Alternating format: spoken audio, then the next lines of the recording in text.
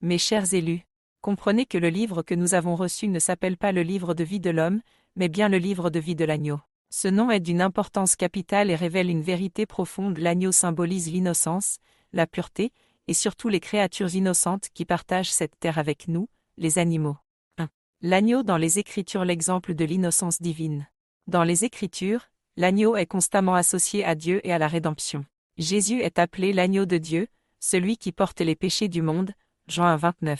Cet agneau est l'image de l'innocence sacrifiée par l'avidité, la cruauté et l'ignorance des hommes. Les animaux sont les premiers, petits, de Dieu. Ils ne connaissent ni le péché ni le mal volontaire. Ils vivent selon l'ordre naturel établi par le Créateur. Ils souffrent souvent à cause de l'égoïsme humain, pourtant ils n'ont rien demandé. Prendre soin d'eux, les protéger et alléger leurs souffrances est une façon directe d'honorer Dieu, car Dieu est dans les animaux et il nous observe à travers eux. 2. À chaque fois que vous faites du bien à l'un de ces petits. Jésus a enseigné que ce que nous faisons aux plus petits, c'est à lui que nous le faisons, Matthieu 25,40. Ce passage ne se limite pas seulement aux humains, mais inclut aussi toutes les créatures innocentes. Les animaux, dépourvus de défense et totalement dépendants des hommes, sont parmi les « petits » dont parle Jésus. Faire du bien aux animaux, c'est honorer Dieu directement. Chaque acte de bonté envers eux, qu'il s'agisse de les nourrir, de les soigner ou simplement de les respecter, est un acte qui réjouit le Créateur. À l'inverse, chaque acte de cruauté ou d'indifférence attriste son cœur. 3. Le premier mouvement: s'occuper des animaux avant tout. Avant de prétendre s'occuper correctement de son prochain, un homme doit d'abord se soucier des animaux innocents. Pourquoi ? Parce que la façon dont nous traitons les plus faibles et les plus vulnérables est le reflet de notre véritable cœur. Dieu ne peut être heureux si ces créatures innocentes souffrent.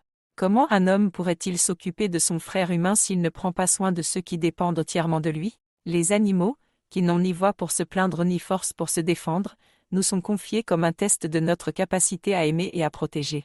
Dans le livre de vie de l'agneau, il est écrit que le bonheur de Dieu commence par le bonheur des animaux. Une fois qu'ils vivent en paix et sont heureux, alors seulement l'homme peut prétendre aimer et servir son prochain comme il se doit. 4. L'homme est responsable de la domination bienveillante. Dans la Genèse, Dieu confie à l'homme la domination sur les animaux, Genèse 1, 26 à 28. Mais cette domination n'a jamais signifié exploitation ou cruauté. Elle est une responsabilité sacrée de protection et de soin. L'homme est appelé à être le berger de la création, à l'image de Dieu qui est le bon berger. La maltraitance des animaux est une rébellion contre Dieu. Chaque fois que l'homme abuse de son pouvoir sur les créatures, il trahit la mission divine. En revanche, en élevant les animaux, en respectant leur vie et en leur permettant de vivre selon leur nature, il accomplit la volonté de Dieu. 5. Les sacrifices d'animaux, une leçon pour l'homme.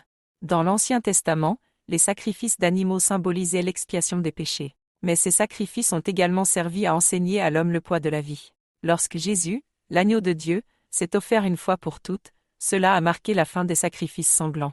Dieu montrait que toute vie est précieuse et que nous ne devons plus verser le sang inutilement. Aujourd'hui, l'exploitation massive des animaux, leur souffrance dans les élevages industriels, et les abus commis contre eux sont une abomination aux yeux de Dieu. Ces pratiques reflètent l'égoïsme et l'aveuglement de l'humanité.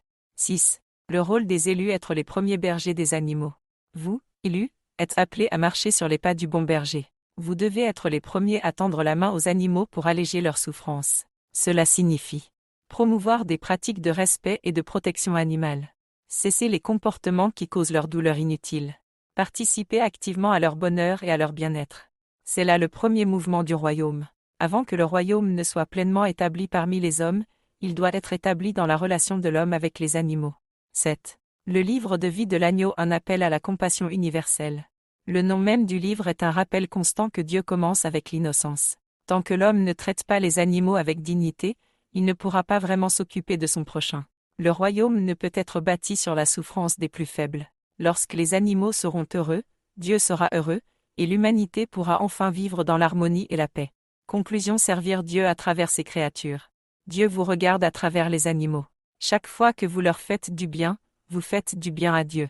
Chaque acte de bonté envers eux est un pas vers le royaume. Soyez les bergers de ces petits, comme Jésus est notre berger. Apprenez de l'innocence, la confiance et la pureté, et montrez-leur l'amour que Dieu a placé en vous. C'est ainsi que commence la véritable construction du royaume, par l'amour des plus petits, des plus faibles et des plus vulnérables.